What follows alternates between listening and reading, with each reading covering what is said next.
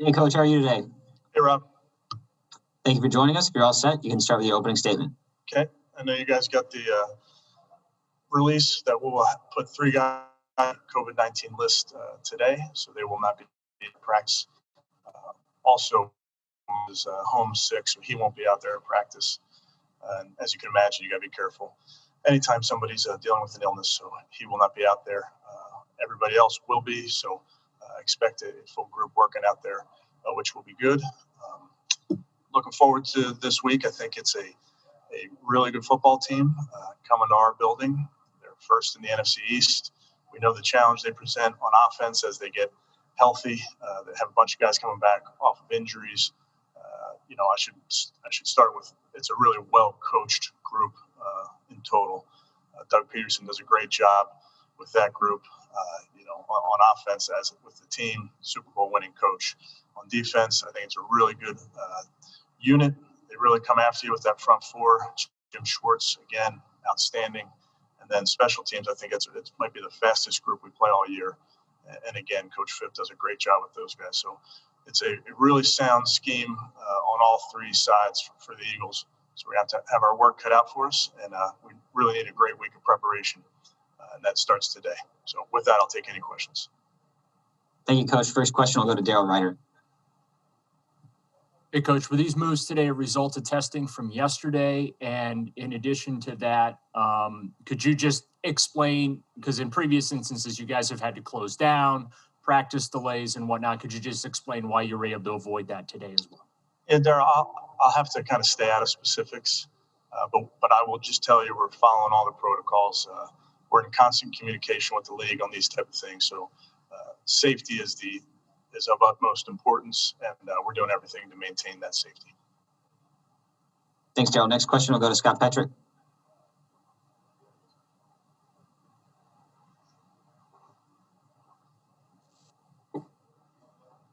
Okay, Coach, can you hear me? Gotcha. Okay. Hey, I did not hear who you said was going to be homesick.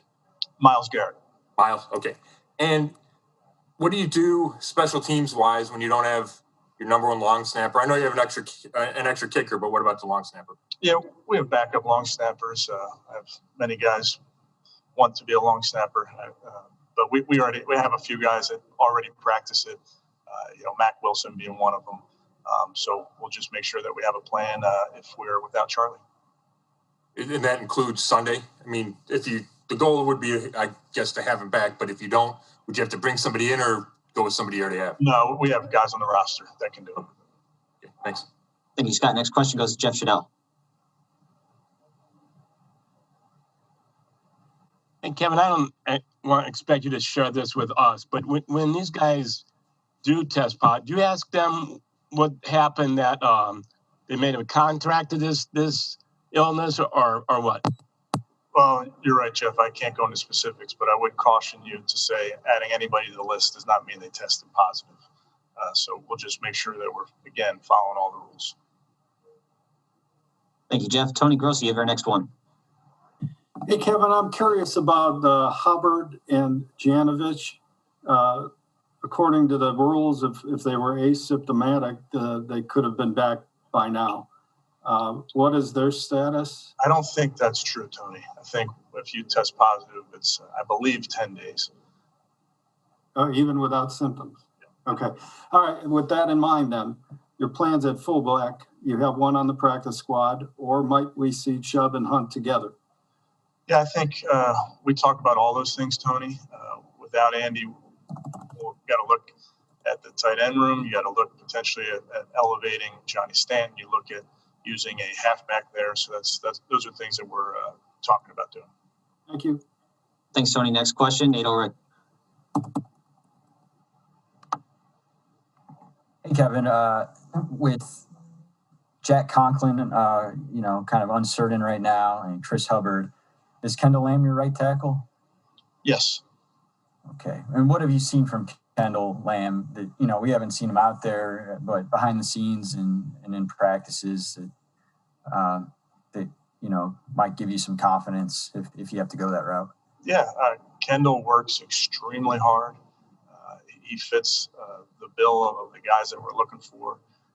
He does a great job at practice. I mean, I see him a lot because he gets a ton of reps on the scout team. So he's blocking Myles Garrett many times, Olivier Vernon. So he gets great work during the week. Very conscientious person, player, studies real hard. So should he be the guy, he'll be ready to go. And with Myles, with all these, recent COVID list additions, have you guys ruled out any COVID related issues for him, or what exactly is going on there? Well, I mean, with 2020, I don't think you rule out anything, but Yeah. obviously he's not going on the COVID list. So he's sick, and we'll make sure that that we again follow all the protocols. This is like Odell, maybe like a month ago, what you had to go through with him. Yeah, similar. How it is if guys are sick.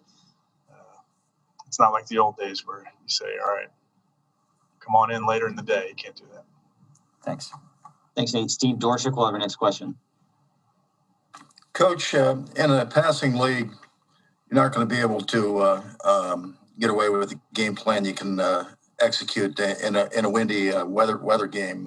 What's your level of optimism that you can get a passing game going as needed to score the points necessary in a different type of game without weather? Yeah, Steve, I have tremendous confidence in our group, and I think you got to be able to play the game that's called for, and that's kind of what we've done last week. Certainly, a couple weeks ago was to a lesser extent, but I take ourselves back to the Cincinnati game. So, there's been moments where we're going to make sure we do whatever it takes to score points, and I have tremendous confidence in our run and pass game. Question about Miles Sanders in terms of he's, if not torn up, the AFC North performed very well. Do you and your people look closely at frame by frame of all those division games in addition to the other ones? Or what does it say that he's had real success against the North? Yeah, Steve, he's a big play running back. I mean, like you mentioned, you watch the tape of those games in our division. He's ripping off long runs, and I think he just has that ability. He has that speed. He has the vision to do that. So we watch all the games. So our coaches are well aware of what he brings to the table. Mary Kay Cabot will have our next question. Yeah, it seems like Carson Wentz is struggling this season. A lot of interceptions, and those guys are coming off a little bit of a rough game. Can you just, what are you seeing on film from Carson, and what does he bring? Yeah, I think I have a lot of respect for Carson Wentz. I think he's an outstanding football player. They're getting healthy now, which I think plays into the entire offense's ability to be efficient and score points. But he's someone, I've seen it with my own eyes. That kid can make every play with his feet, with his arms. So he definitely has our attention. So with maybe Zach coming back and Miles Sanders coming back last week, do you feel like maybe people underestimate what it's like to be without some of your top guys like that? They might. I think, the way we look at it is they're definitely getting healthy on offense. They have skilled players really at each position that can hurt you. They have big playability. They have the ability to run it and pass it, like we were talking about earlier, with some of the big runs that they've had. So it's a really good offense coming into our building. Thank you. Thank you, Mary Kay. Aditi Kinkawala, you're up. Hi, when you look 10 weeks into the season at Baker Mayfield, what's one significant area of growth that you can point to? Yeah, I think just overall comfort level in what we're asking him to do. I think I wouldn't use the offseason as an excuse. I would only tell you that a lot of the reps that you learn and teach off of occur in the spring and in the summer. So a lot of the reps that he's learning from are occurring in training camp and then in games without that preseason. So that's unique, but that's not unique to the Browns. That's everybody. So I think just maximizing all of those reps that he's been getting throughout this season. How about, are you noticing any different way that he commands the huddle or the locker room, or that his teammates respond to him? As you keep stacking wins, has anything changed in that regard? Not that I've noticed, Aditi. I think the players understand how hard he works. He's a grinder. He spends a lot of time on the tape, albeit at home now and not in the building. But he understands what we're trying to do. He understands the game plan. inside and out. So I think the players seeing his hard work certainly respect that. All right, and the last one, when you look at the Eagles pass rush, they were particularly difficult on Joe Burrow. They are difficult on many a quarterback. Is there anything they do that is very specific to them or unusual, unlike anything you've seen thus far? You know, they are so aggressive. They pin their ears back and they're flying off the ball, defeating one-on-one blocks just across the board, obviously with Fletcher Cox and Brandon Graham, but it's really they come in waves. And I think they do a great job of getting off the ball and are extremely aggressive in their rush. Thank you, D.D. Scott Petrick, you're up next. Hey, Kevin, how would you describe the differences in Nick Chubb and Kareem Hunt's running styles? Good question. You know, they're both unique in their own way. They find ways to get it done. Nick has that powerful ability that's coupled with home run speed, which is very rare. And then Kareem's ability to break tackles and his elusiveness, whether in the open or really in a crowd, is quite impressive. And then on that last run by Nick, how was he able to get around the corner? It looked like kind of the Texans had it read right. Yeah, Nick made a great individual effort. They had an unblocked player right there, and he did something that not many people on this earth can do. Thanks. Thank you, Scott. The next question goes to Dave Nethers. Hey, Coach. Want to talk about a product that I know the NFL and I assume the Browns is using, a safe zone product. And with COVID popping up among some players, can you tell me about the use of that product as a wristband or as a pendant or however your team is using it, and how it's helping you determine maybe who these positive players have had contact with? David, I'm not quite sure I understand the question, to be perfectly honest. What product are you talking about? Coach, I believe he's referring to the Connexon devices. Oh, the Connexons. Gotcha. This one. Yeah, so obviously we wear these the minute we walk in the building. They're on full display so that if someone else is wearing them, they start blinking red. So you're aware that you're within 6 feet. We wear them everywhere. The players wear them out to the practice field.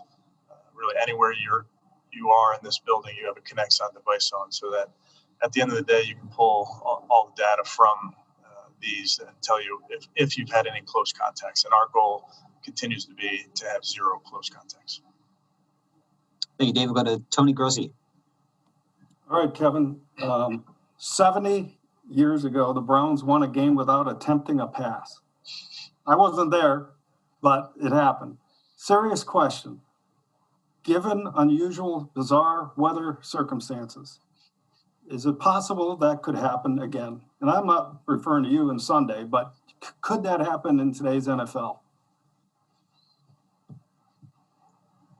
Anything's possible, Tony, but there's been some games, I'd say recently, that have had some bizarre weather out there. Our game, you were still able to throw it at times when the wind maybe died down a little bit. But I can picture some snowy games, some games that seem to be occurring in a hurricane where they still were throwing the ball. So I'd say it would be unlikely.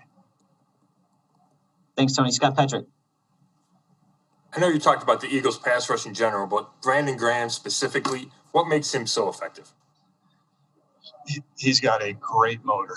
He just does not give up. Every play, he plays with the same mentality, and that is just to beat his man in that one-on-one rush.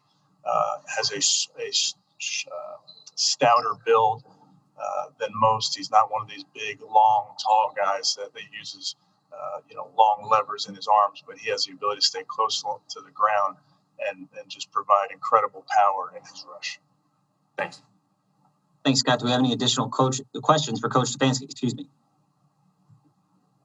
All right, that'll do it. Thank you for the time today, Coach. Thanks, guys. All right, everybody, that'll do it for our media.